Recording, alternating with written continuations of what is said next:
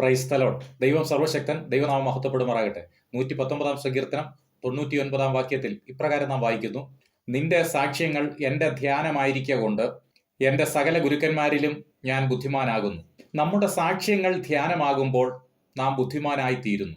മുൻപ് ഞാൻ ആരായിരുന്നു, ഇപ്പോൾ എന്തായി തീർന്നു, എങ്ങനെ ഞാൻ ഇവിടെ വരെ എത്തി എന്നുള്ള ബോധ്യം നമ്മെ ഭരിക്കുമ്പോൾ അതിന് കാരണക്കാരനായ ദൈവത്തെ നാം അറിയാതെ മഹത്വപ്പെടുത്തും. ദൈവം അനേകരെ ഒരുക്കിയത്, അവസരങ്ങളെ നൽകിയത്, ജീവിതത്തിൻ്റെ പ്രതിസന്ധി ഘട്ടങ്ങളിൽ തളർന്നു വീഴാതെ താങ്ങി നിർത്തിയത്, നടത്തിയ വഴികൾ, ഇവ ഓർത്ത് ദൈനംദിന ജീവിതത്തിൽ സാക്ഷ്യങ്ങളെ ധ്യാനിക്കുമ്പോൾ നാം ബുദ്ധിമാനായി തീരുന്നു.